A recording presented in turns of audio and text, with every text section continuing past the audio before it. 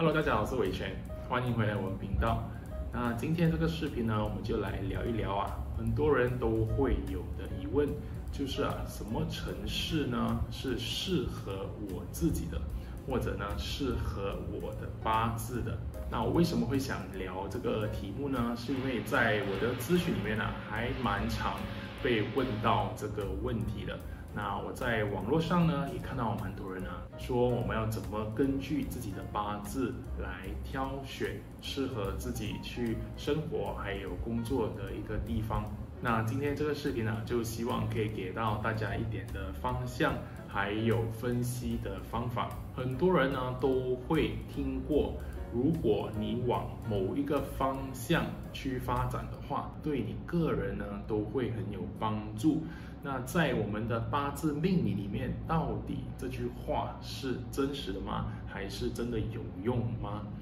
那对我个人的一个观察来看其实你往那个方向，虽然在某一种程度上是符合了某一种元素，但是我个人觉得它的影响或者效用并没有大家想象中那么大。那为什么？那你在移动的时候，就是你从你原本的城市往南去前进的时候，的确你算是启动了你八字里面，让你个人增加了一个火的元素。当你停下来，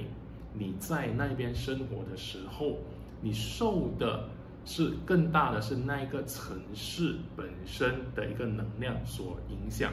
而你不会再搬家，对吧？所以你不会再进行这个行动，用一种方向来移动的这个举动来增加这个火的元素。可能在短暂里面你会感受到一点的好处，但是很快这个效力就会没有用了啦。所以我会觉得这种以方向来决定要去哪一个城市的，很多时候是非常非常短期，而且是有一点简单粗暴的方式来判断自己的八字到底适合什么城市啦。那说到这里，你可能会说，那我不断的往南可以吗？当然可以你每隔几个月就往南一次，那你可能就会环游世界了啦。OK， 那如果那个是你的目的的话，那当然可以啦。但是我们选城市去，当然我们要长期的在那边生活，在那边工作，所以我们也不可能这样子去搞，对吧？那说到这里你可能就会问，那到底要怎么去判断一个城市是不是适合自己呢？那我们就要来看那个城市是属于什么元素。那这里谈的元素就是我们八字五行里面的元素，就是木、火、土、金、水这五种。那我们要搞懂一个城市是属于什么元素之前，我们先要非常明白或者了解透彻这个五行它的一个特质是如何。那首先第一个，属木的话，它代表的是一种非常长期发展，非常缓慢，它没有其他元素的这么快，例如火或者水的一种速度，但是它是以一种非常长远、缓缓在前进、缓缓在发展的一种能量。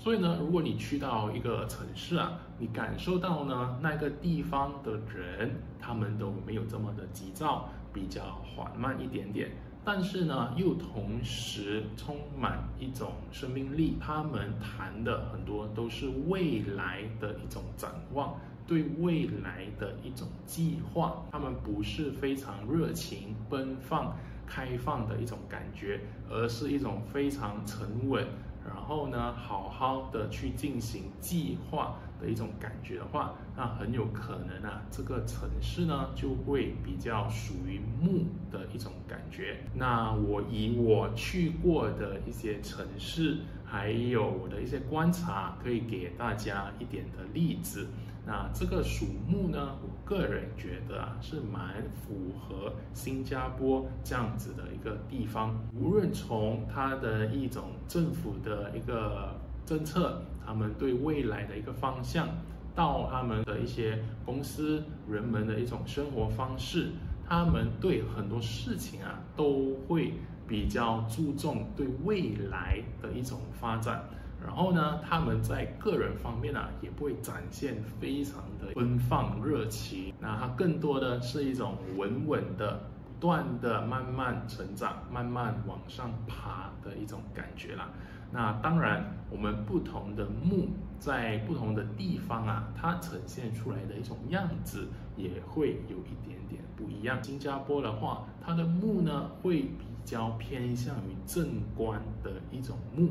那这里呢就会牵涉更多八字里面的一些术语啦，跟大家简单的讲解。正官呢就是一个非常尊重体制、非常遵守规矩、非常系统化的一个元素。当它两个这样子结合的时候啊，就会形成了好像新加坡这样子的一个国家。所以呢，我们得到这个讯息啊，我们就要问你的八字是需要更多的木吗？你是需要对未来呢是不断的成长、缓缓前进的一种感觉的地方吗？那如果是的话，那可能新加坡就会非常的适合你。在视频的后方呢，我会教大家一些练习的方式，让自己啊在生活里面也会比较容易观察到现在所居住的城市啊到底是属什么元素的。那说完木啊，我们第二个呢就来到火。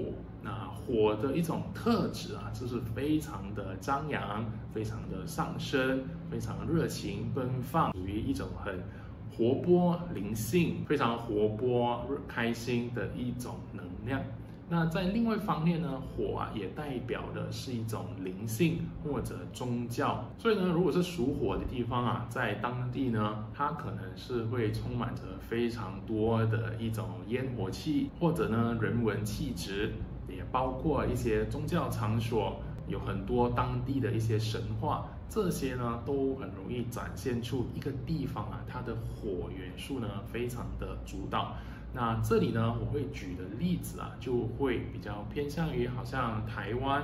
还有巴厘岛。那这两个呢，我会认为啊，他们本身的火元素啊是非常的高的。那说到台湾啊，我感觉呢，当地啊都是非常有一种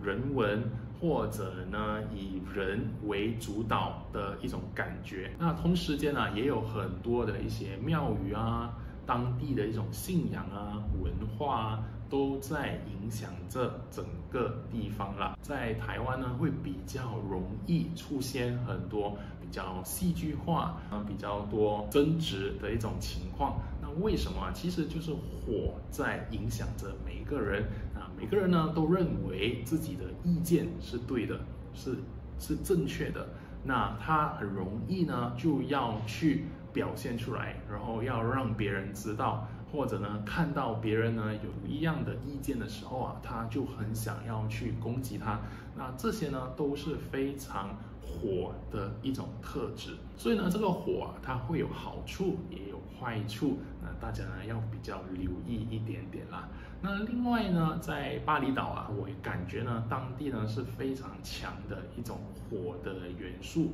那他们那一方面呢就会比较多偏向于宗教的元素在影响着这个地方。每走几步路，转一个角就可以看到有一个庙宇，或者呢他们家外面呢也在进行一些膜拜，还有宗教仪式。毕竟啊，巴厘岛呢是被称为千神之岛的一个地方啦，所以呢我会认为啊，巴厘岛呢是以另外一种形式，就是用一种宗教灵性的力量在表现出一种非常火的特质。那第三个元素呢，我们就来到土。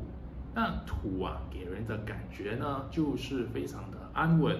平定。那从负面来看的话，它也是一种非常缓慢、停滞的能量。那我们要怎么判断一个地方呢，它是以土元素为主导的呢？那你可以看到啊，当地的人可能呢，经济活动没有这么的活跃。大家呢可能都是退休人士，或者非常安静低调，没有太多夜生活，没有太多社交活动这样子的一种感觉的地方啦。那在经济活动方面，属土的地方啊，他们做的很多事情呢，也会比较偏向于传统的行业，可能是上一代做下来的一些生意、一些产业，都会呢继续传承下去。他们不会思考太多要怎样改变啊，或者呢去开分店啊、扩张啊到其他地方去。那当你接触当地的人的时候，你也会感觉呢他们会偏比较保守一点点，因为呢他们要求的就是要稳定、要安全，他们不太想要冒险。那这个土呢，我本身没有太多的例子可以给大家，但是呢，你们只要呢去一些发展已经比较停滞，或者呢人口没有这么密集的地区，你可能呢就会很容易感受到这种土的一种感觉。那第4个呢，我们来到金。那金呢代表的是一种行动，它追求的是结果、效率，所有东西呢都是非常的黑白分明，非常的清楚。那金的地方就很容易想象，大家呢只要在各个国家里面找到我们的金融中心，或者呢金融的一个地区，那最容易看到的就是这个金的元素。你呢不要跟他谈太过久远，或者呢太过未来的一些事情。很多人讲究的就是我要当下就要完成，我当下呢就要达到这个目标。那金的地方有时候呢也会展现比较无情、比较冷漠的一种感觉，因为呢它追求的都是一种结果、一种效率，所以呢很容易会忽略掉所谓的人情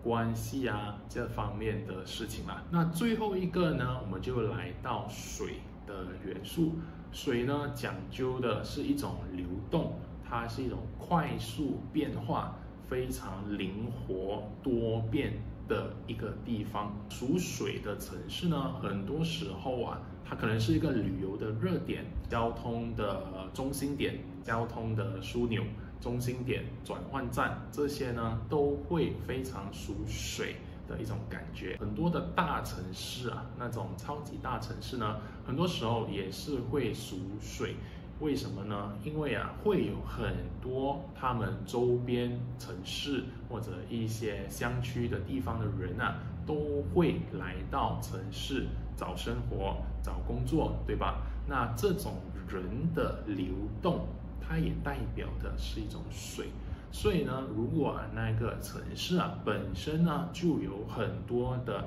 外来人口，无论是从国外或者从国内自己本身的一种人口流动去到的一个地方的话，那我们都会说它很容易会被水所主导。那这个例子呢，就好像我现在所处的一个城市，就是吉隆坡。那这个地方呢，当我来到的时候，我就非常强烈的感受到这个地方一种水能量的流动。那我们大致了解了这5行的特质过后我需要跟大家讲的是，那我们这个地方的5行元素它并不是一个完全只由一个元素所主导的，它更多的呢是由5种元素在所组成，只是呢哪一个元素会比较主导。所以呢，很多时候我们不能呢就说我来到吉隆坡就是完全是属水的。因为你来到这个地方的时候，如果你去不同的地区，可能去不同的社区，由其不同的人口还有经济活动所组成的那个地方他们都会呈现出很不一样的5行元素啦。所以呢，大家在做这个分析、感受这个地方的一种能量的时候，大家呢要比较可以灵活把这5种可能掺杂在一起。那举个例子，那好像在吉隆坡，如果用水来主导的话，那在不同的地方，有一些呢是比较偏向于金，可能是我们的金融地区、金融中心。那有一些地方呢又比较属土，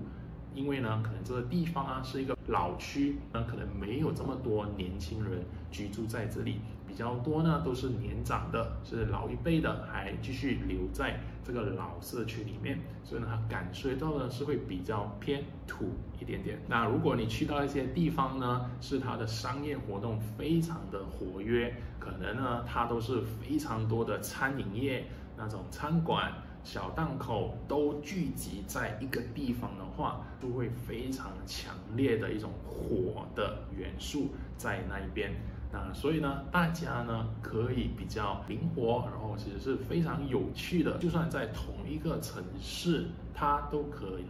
以有比较不一样的一种元素。那另外呢，如果我们真的不想去换城市，我们不想去搬离我们现在居住的社区的话，那我们呢其实也可以从我们工作或者我们上班的一个地方，我们的公司来下手。那大家呢可以去分析一下你们的公司本身呢是属于哪一种的元素。那好像如果有一些公司呢，它是已经比较多年了的，它是你是个老牌公司，那他们做的事情呢，都是只要非常的稳定，继续走下去的话，那可能偏向的就是一个很土元素的情况。那你刚好进入的公司呢，是一个新创公司，他们呢所有东西呢都是讲未来怎么发展，怎样得到更多的营业额，那很有可能呢，他们就会偏向于木或者金这样子的一种感觉。另外一些例子啊，可能是他们公司呢是没有一个固定的办公室，就是说所有的员工呢都是可以到处跑动。那这些呢通常是做业务的那一种，那这种就会比较偏向于水。大家呢也可以把这样子的一套分析方式套用到你的工作或者你的公司里面，那你就会知道这些环境的一种特质跟你的八字是否可以产生一个比较好的互动。当然，你们也要先比较理解自己的八字是一个这样的情况，就是说你的八字呢，它需要一些什么元素？就网络上大家时常在讨论的就是喜用神或者忌用神。那这些呢，就是呢可以给到你一些提示，你本身呢需要这样的一个元素。那这个元素呢，我们可以通过我们居住的环境，或者呢我们工作的地方，我们住家的一种情况，也可以展现出这种五行，然后来让自己呢整个人的运势变得更好。那这里呢有一个很重要的东西我需要让大家知道的是，如果所有东西你都不想改变，就是说你居住的地方、你的家、你的工作，所有地方你都不想去动它，你只想维持的话，那你还有东西可以改的吗？是有的，其实就是你自己。你自己呢，可以去把这些五行的特质运用在自己身上。不知道大家有打过游戏吗？它就好像你选择了某一种元素的一种攻击方式，或者一种武器。那你说今天我的八字呢，其实是缺了这个木，那我需要有更多的木来让我整个人的运势变得更好。那你其实就可以做的就是在自己身上开始去锻炼更加木的一种特质，木的一种感觉，木的思维，他的做的事情，他的一种感受是什么？那这些呢，都可以通过长期的一种练习来让自己的八字呢变得更加的强大。那你的运势呢，个人的运势就会变得越来越好。在这么多的选择里面，其实呢，从你自己身上下手是回报最大的。OK， 因为呢，外在的环境是很容易改变的。在5年前，你搬到一个城市，它是非常的水的。但是呢，因为某一种可能政策上的改变，或者呢这个城市呢发生了一些什么事情，那它可能呢就会变成另外一种元素。那这样子的话，你又要搬家或者什么。但是呢，如果你可以把这个元素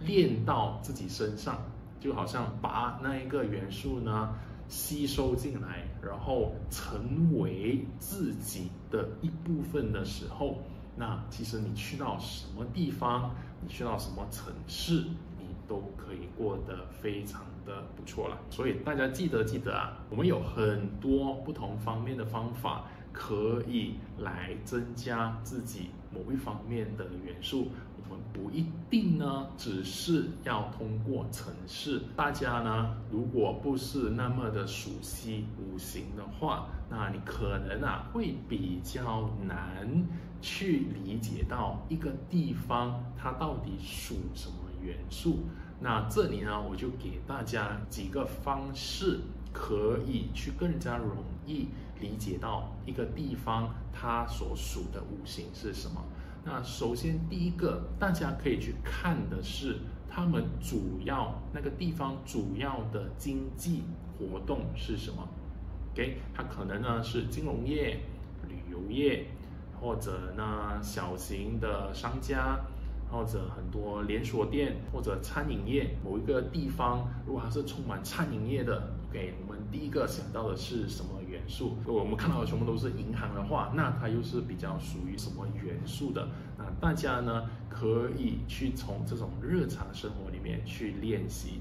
那第二个呢，你可以看当地的一个人口结构，那它是充满着年轻人吗？还是都是比较年长的老年人呢？是否是很多当地的人，还是外来的人口？那这些呢，都是可以给到我们一些的提示。另外你也要看这些人口他们本身的职业是什么。他大部分都是老师吗？是公务员吗？那这些的职业也会给到你一些提示，这个地方的五行是什么。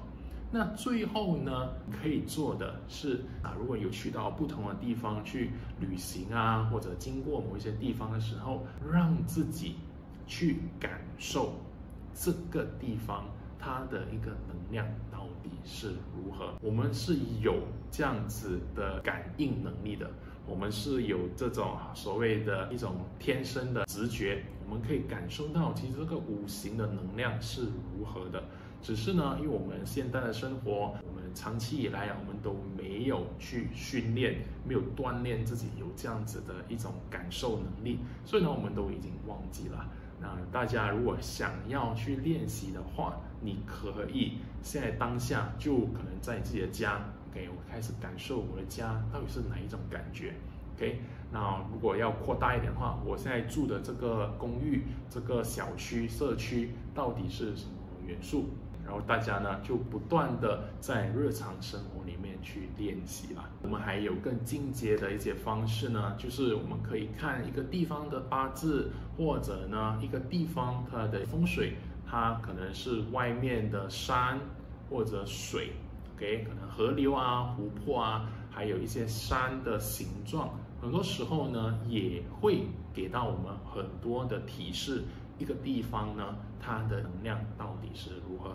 当然，这个呢，你就需要更多关于风水方面的一个训练。好，那这个视频呢，希望可以帮助大家理解到，我们通过玄学，我们通过八字的这种方式，可以怎样找到一个比较适合自己的居住城市。那在这里呢，我还是要提醒我不是呢鼓励大家呢，当你觉得你应该要什么元素的时候，你就立刻搬到去那一个城市啦。那当然，如果你是想这样子尝试，你有这个能力去做这样子的事情的话，当然 OK。但是如果你觉得我暂时不会想要搬家，我还是留在自己的这个地方的话，那你可以做的就是把这个元素锻炼在自己身上，让自己呢好像吸收这样子的一种特质，展现在自己身上的时候，其实它的那个效果呢，比你换一个城市呢更加来得有效。好，那这个视频呢，我们就分享到这里。如果大家喜欢的话，记得留言、点赞，还有分享给你的家人朋友啦。那我们下一个视频见，拜拜。